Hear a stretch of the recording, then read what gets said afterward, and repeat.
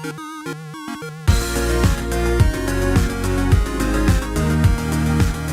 everyone, welcome back to another Anime Kingdom review. See by the title below, yes, this is on episode 12, the final episode of Eromanga-Sensei. And yes, I know, I'm sorry that this is a week late, but if you haven't been up to date with my Facebook and Twitter, I have been sick all of last week and this week. I still do have a cough, so I mean, that explains why if there is any cuts in the video, which normally, you know, I don't, if you've watched my reviews, I don't normally have a lot of cuts, unless they're like a double episode review. If I do have a cut and you see it there, that's probably because I started coughing and everything and I needed to take a break, and that's pretty much what's going on. My cough is still making it kind of hard for me to make my videos, but I want to get these out as soon as possible, considering that the new season is already starting and this, like I said before, is already a week late. So yeah, I'm pretty sure there are some people that have been wondering and wanting, you know, where the hell is my episode 12 dang review. Well, guess what? You do not have to wait any longer. Here we are, how I felt about episode 12, the final episode of Eromanga-Sensei. Honestly, first off, I gotta say that I felt like this episode, it didn't really, for me at least, feel like it was a final episode. It didn't feel like it was a finale to me. I honestly think that episode 11 would have been fine to be a finale. I felt that the way they ended on that one with the, you know, cameo of the Orimo cast, with the way they, you know, accomplished one of their dreams, the way they were able to get their book out, I just felt that that would have been the perfect ending to everything. But it really feels like this episode right here, which I'm not saying I hated this episode, because honestly I would definitely say that this is probably one of my favorite episodes of the season. It had a lot of hilarious moments, had some fan service in there, and it definitely gave like a different side of, I mean, we already knew Sagiri was kind of a, you know, a pervert. We all know that she has her ecchi side for sure. It just for me at least in this episode, it just like blew up. Like she was literally just, it was all out. Like there was nothing stopping her in this one, and it made for a very enjoyable, like funny episode. But for me at least, I still feel that this episode would have been something that was in the middle of the season, or even like just the last episode. It would have been a better episode 11 than an episode 12. I don't know. That's just how I feel, honestly. But let's talk about how I felt about the episode first before I go on talking about how I think it should have ended. But the way this episode went, pretty much, it started off with obviously Sagiri and, you know, having her stream kind of thing going on, and of course that, you know, leads to the point where how she got the inspiration for those drawings, which of course ends up being the fact that yeah, Elf, she made a promise to her. I feel really sorry for Muramasa because she got dragged in it, but I mean, it gave some fan service with some, you know, bikini twister, I guess, and very interesting positions, I gotta say.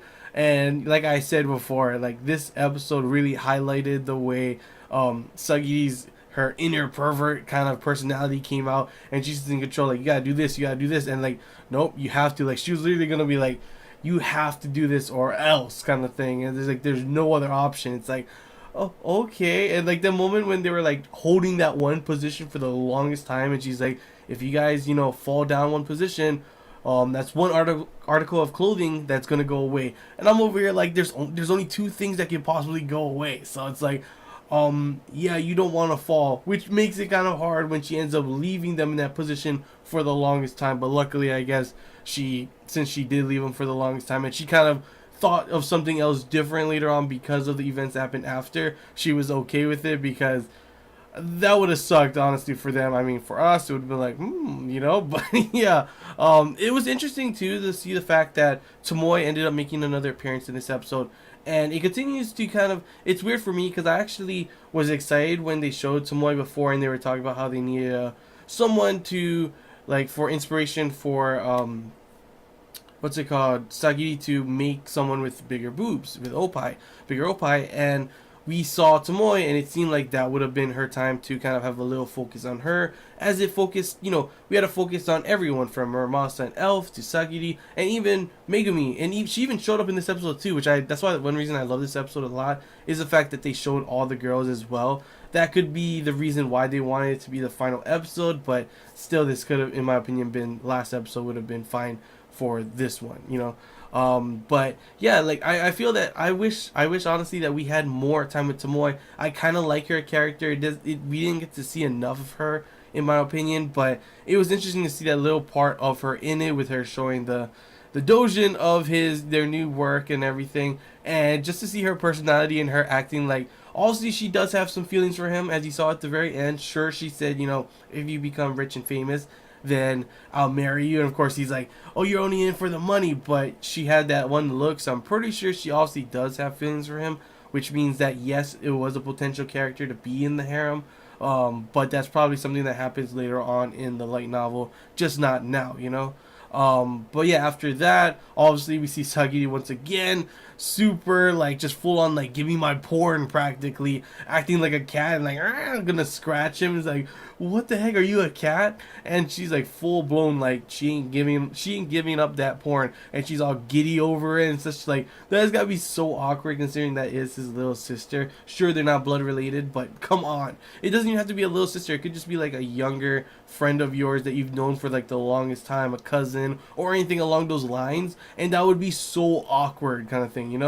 And then of course she like proclaims that she's gonna make her own what's it called, like porn manga, hentai manga kind of thing. And I'm over here like, oh no, that's not gonna end great for him for sure. And yeah, she ends up giving it to him, and it ends up being the characters are them, of course.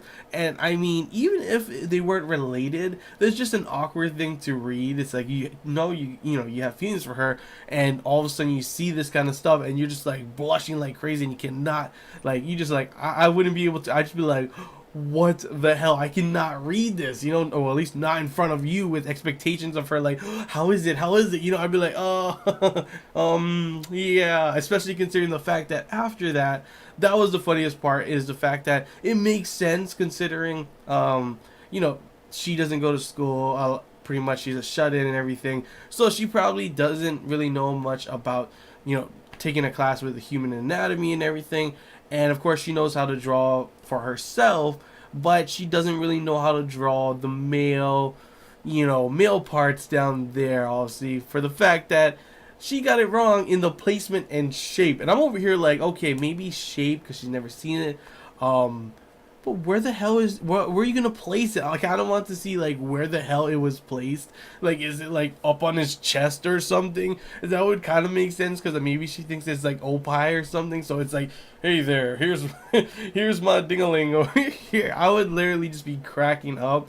But of course it comes to the point where he's like gives it to Elf. Elf starts blushing, and it seems that she doesn't know either. And I'm over here like, wait, okay, it kind of makes sense for Sagiri because she never went to school. But then it made sense because yeah, Elf is the kind of person. Well, I was gonna say she has private tutors, but she actually showed us school uniforms, so she goes to school. So I'm pretty sure she would know. I don't know. That's kind of weird for it, but I guess it does kind of match Elf's personality as well. And then it comes to the point where we get to see Megumi again. We haven't seen her in a long time, since like, geez, I don't know, the first half of the season. And I did like her character, and it was once again funny with her acting like she was with a boy and he was a college student. But when he of course tells her to send a picture of what where the position and shape of it looks like, she ends up sending one of like a little kid, and he's like, that is not a college student, that is a kid. And of course she just like full on like, no, that isn't a college student. I'm over here like, come on, Megumi, there's no way he's gonna believe that, like, seriously. And it was pretty funny before the point when he's calling her. I thought she was just gonna hang up or something, but they're like full on like pulling down his pants. I'm like, damn, he's about to get straight up molested by them, like, holy crap. And then of course Muramasa shows them, draws a picture, like, how do you guys not know we're in middle school already, and draws a picture of the statue of David, and like, it's like full blown, like, dang, she really knows how to draw. I mean, we already knew that, but then of course they're like, wow, you're a pervert kind of the thing, and I'm just laughing the heck off, and she's just blushing like, what? No, you should know that. And it was just like, oh my gosh, poor Muramasa, honestly. First she gets dragged into all these events, and then of course she gets this handed, them looking at her like that. And I gotta admit that Sagiri's, like, her insults are completely hilarious. Like that point where near the beginning of the episode when what's it called, Masamune is like patting her head and everything for kind of info for his book. Sure, you wanted info for your book. That we both know that's not the reason why. bully. She calls, like, one of the insults she calls him is like a light novel protagonist, and that part I was just cracking up because I don't know, it's so funny because that is true. I mean, obviously he is a light novel protagonist, you know. And then it was funny because she calls, Muramasa later on a light novel, author, and I was just like, oh my gosh, is that just your normal kind of insult now, Suggy?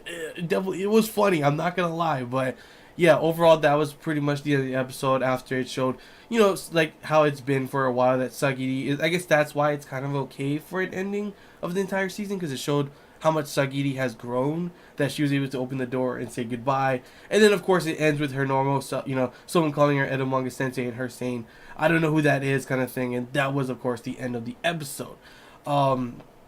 Overall, I still stand by the fact that I feel that this would have been better as an episode 11, and episode 11 would have been better for a season finale. But it kind of, the way this ended was more of a, not an ending for closure for you, but if there is a season 2, then there's more to it right there. But I'm not too sure how it is, considering a lot of people in the forums I know still don't really care for this anime. One, for it being kind of the same, from the same person who made Orimo, and a lot of people didn't like the way that ended. And then of course a lot of people also don't like incest, which is understandable, and that's why they don't really like this as well. But at the end of the day, it's determined on the Blu-ray sales of how it does in Japan, and there's still a high chance that a lot of people do like this in Japan. So who knows, if there's a season 2, I would definitely watch it. It's definitely not one of the animes that I'm like full on like I need a season 2. There's a lot more that I would rather have. But if there's going to be a season 2, I would definitely watch it. If not, it kind of makes sense. The fact the way they ended it was more of a, hey, you want to know more about this? Go read the light novel. That's how a lot of anime really end up being, just kind of advertisement for the light novel. So it would make sense if that's how it ends up being overall. But if I had to give this overall a review, like a rating and everything, I would probably give it a 7 out of 10, maybe 7.5. I did enjoy the series. I liked the characters. The story was pretty nice as well. Lots of funny moments. It was just really your romantic comedy kind of harem with, I guess, brother and sister kind of stuff. So overall, it was enjoyable. I'll stand by that fact that I felt that it was enjoyable, but it wasn't the most amazing anime in my opinion. Like I said before, I would watch another season of it, but it's definitely not on my first things that I want to watch. I would love to watch more of it because I love Elf, and I do love the other characters as well, but like I would love to hear more about Tomoe, like I said before. But overall, I'm gonna keep by it, saying it's like a 7.5 out of 10 for my rating. But yeah, that's all I really gotta say, guys. Hope you enjoyed this Anime Kingdom review. If you have any questions, feel free to comment below. Is there anything else you want to talk about, comment below as well. And if you did enjoy, don't forget to leave a like. If you haven't already, feel free to subscribe for more content. And yeah, as always, guys, I want to hear your guys' thoughts. How do you feel about this episode? Good, bad, whatever you guys felt. How you felt about the season overall as well. Feel free to comment below your thoughts. And yeah, that's all I gotta say, guys. Till next time, see ya.